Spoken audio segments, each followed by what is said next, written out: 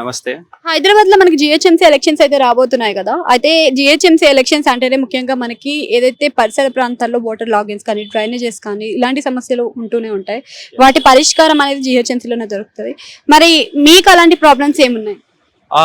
ఇప్పుడు మీరు చూస్తే ఇక్కడ రెహమాన్ నగర్, కార్మిక నగర్, ఓం నగర్ ఇక్కడ ఉన్నాయి కదా.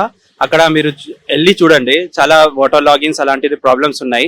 మేబీ జిహెచ్ఎంసీ ఎలక్షన్ ముందు maybe corporator or GHMC members సరిగా చేయొచ్చు, కానీ అట్ ప్రెసెంట్ అయితే వాటర్ లాగింగ్ ఆ ప్రాబ్లమ్స్ అయితే ఉన్నాయి అక్కడ.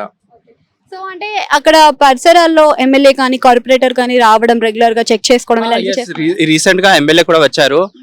యాక్చువల్ గా అక్కడ మొత్తం గుంతలు ఉండేది. రీసెంట్ గా ఎమ్మెల్యే వచ్చిన తర్వాత అక్కడ మొత్తం క్లీన్ చేపించారు. కానీ ఇంకా వాటర్ లాగింగ్స్ ఉన్నాయి. మేబీ అది స్టెప్ బై స్టెప్ ప్రొసీజర్ ఉంది. ఎందుకంటే అక్కడ నీళ్లు ప్రాబ్లం కూడా ఉండేది, సరిగా వాటర్ రావట్లేదు, అది కూడా ప్రాబ్లం ఉండేది. సో దాని కోసం కూడా ఎమ్మెల్యే గారు వచ్చి పరిష్కరించారు.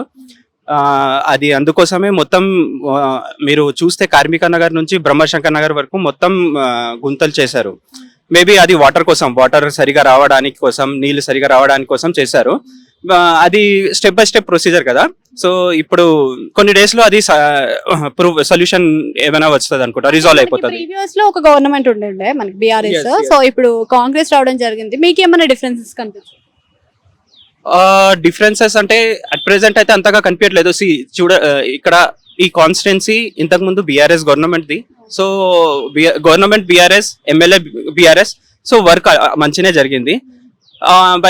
కానీ 3 years నుంచి కాంగ్రెస్ గవర్నమెంట్ ఉండేది అండ్ బీఆర్ఎస్ ఉన్న వల్ల అంతగా గ్రోత్ కనిపించలేదు. హౌఎవర్ ఇప్పుడు మళ్ళీ ఎమ్మెల్యే గారు ఇప్పుడు కాంగ్రెస్ కదా, మేబీ మళ్ళీ గ్రోత్ స్టార్ట్ అవుతుంది. ఎందుకంటే మళ్ళీ వాటర్ ప్రాబ్లమ్స్ అన్ని చెప్పాను కదా, దానికోసం మళ్ళీ ఏమంటారు డెవలప్మెంట్ చేస్తున్నారు. సో గవర్నమెంట్ ఏముందో అదే ఎమ్మెల్యే ఉంటే మంచిగా జరుగుతుంది. ఏ పార్టీ వస్తుంది అంటారు ఇప్పుడు ఎలక్షన్స్ లో? మరి అదైతే చెప్పలేం.